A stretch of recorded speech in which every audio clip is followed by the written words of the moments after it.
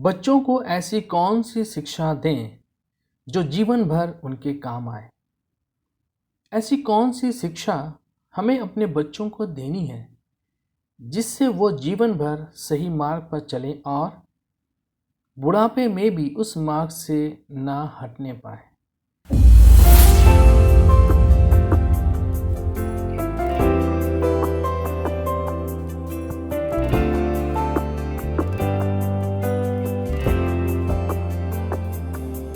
Bible का वचन हमें क्या सिखाती है? आइए मनन करने पाए। निकालेंगे नीति वचन की पुस्तक अध्याय 22 और उसका वचन 6, जहां ऐसा लिखा हुआ है, लड़के को शिक्षा उसी मार्ग की दें जिसमें उसको चलना चाहिए, ताकि वो बुढ़ापे में भी उस मार्ग से ना हटेगा। यह ज्ञान की बात राजा सुलेमान के नीति वचन से है। राजा सुलेमान अपने समय का सबसे ज्ञानी और बुद्धिमान राजा था। और अगर ऐसा बुद्धिमान व्यक्ति, और वो भी इज़राइल देश का राजा, अगर हमें कोई ज्ञान की बातें अपने अनुभव से सिखाना चाहता है, तो ऐसी शिक्षाओं पर हमें ध्यान देने की आवश्यकता है। सुलेमान राजा ऐसी कौन से मार्ग में अपने बच्चों को चलाने के लिए हम माता पिताओं को शिक्षा देना चाह रहा है? ऐसा मार्ग जिसमें अगर हमारे बच्चे बचपन से चलेंगे तो बुढ़ापे में भी उस मार्ग से नहीं हटेंगे। और वो मार्ग है सच्चाई का मार्ग, ईमानदारी का, भक्ति का, माता पिता की आज्ञा पालन और परमेश्वर के भय का मार्ग।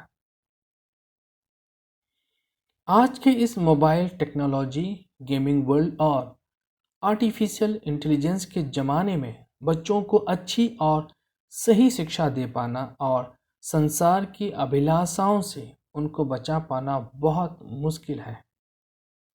बच्चों को आपकी शिक्षाएं बेकार और फालतू की लगती है, पुराने ज़माने की, आउटडेटेड लगती है, और संसार की बातें और मोबाइल की दुनिया उन्हें अपनी ओर बहुत तेज़ी से अट्रैक्ट करती है। उम्र के अनुसार जो बातें उन्हें इस उम्र में नहीं सीखना या उन्हें नहीं पता होना चाहिए, वो बातें आज के बच्चों को मोबाइल के द्वारा समय से बहुत पहले बिना बताए बिना सिखाए पता चल जाता है, और हम माता पिताओं से भी ज़्यादा एडवांस नॉलेज उनको हो जाता है। ताज्जुब की बात यह है कि आज के बच्चे अपने माता पिता को ही ज्ञान सिखाते हैं। इसलिए राजा सुलेमान अपने नीति वचन के अध्याय 22 के 6वें वचन में कहते हैं कि लड़के को शिक्षा उसी मार्ग की दें जिसमें उसको चलना चाहिए, ताकि वह बुढ़ापे में भी उससे ना हटेगा। दोस्तों, हमें हन्ना की तरह निर्णय लेना होगा। हन्ना जानती थी कि कितने दर्द और तकलीफ, पीड़ा को सहने के बाद और कितनी दुआओं के बाद उसे माँ बनने का सौभाग्य प्राप्त हुआ। हन्ना बहुत अच्छे से जानती थी कि सिर्फ और सिर्फ परमेश्वर की अनुग्रह और दया से ही वो माँ बन सकी है। इसलिए हन्ना ने बचपन से ही अपने बेटे शमूएल को सच्चाई, ईमानदारी, भक्ति, माता पिता की आज्ञा पालन और परमेश्वर के भय के मार्ग की शिक्षा देने के लिए एली नबी के पास रख दिया, ताकि परमेश्वर के मार्ग में उसका बेटा चल सके। हन्ना ने अपना दिमाग नहीं लगाया, बल्कि परमेश्वर के हाथों अपने बेटे को सौंप दिया। इसलिए परमेश्वर ने यह निर्णय लिया कि बड़ा होने पर शमूएल को अपने कार्यों के लिए, अपनी प्रजा की भलाई के लिए एक नबी के रूप में इस्तेमाल करेगा। और शमूएल बचपन से लेकर बुढ़ापे तक, मृत्यु तक परमेश्वर के मार्ग में चलता रहा, अपने मार्ग से नहीं भटका।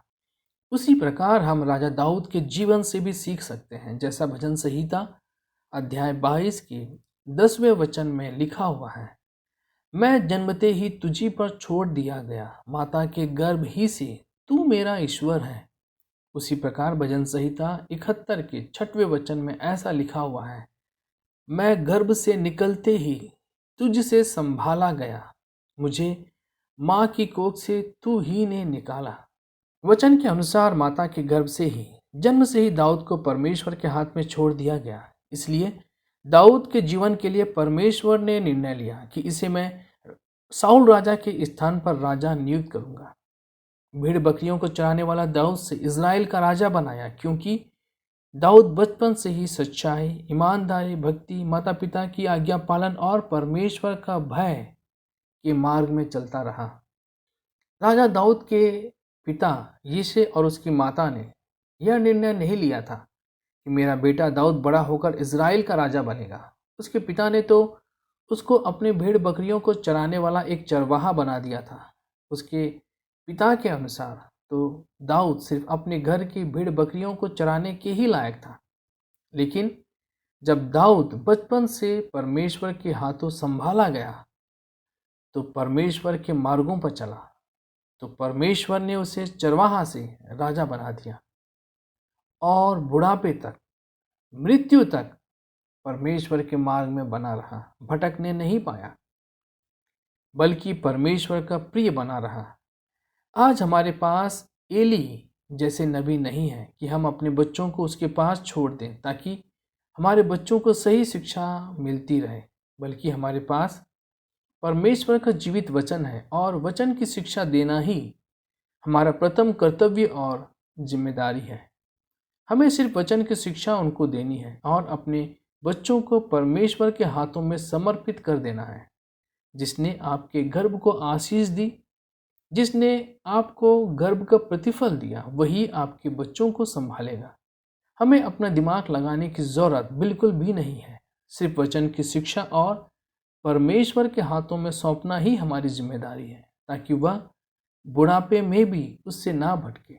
जिसने हन्ना के बेटे शमूएल को संभाला, जिसने दाऊद को चरवाहा से राजा बनाया, वही जीवित परमेश्वर आपके बच्चों को भी अपनी योजना के अनुसार अच्छा प्रतिफल देगा और सही मार्ग में बनाकर रखेगा। हमारा काम सिर्फ परमेश्वर के वचन की, बाइबल की शिक्षा देना है, बाकी काम परमेश्वर का है। इसलिए अपने बच्चों को बचपन से ही परमेश्वर के मार्ग की शिक्षा देने पाए, ताकि वह बुढ़ापे में भी उस मार्ग से ना भटकने पाए। परमेश्वर आज के इस वचन के द्वारा आपको और आपके परिवार को, विशेषकर आपके बच्चों को बहुतायत से आशीष देने पाए। आमीन।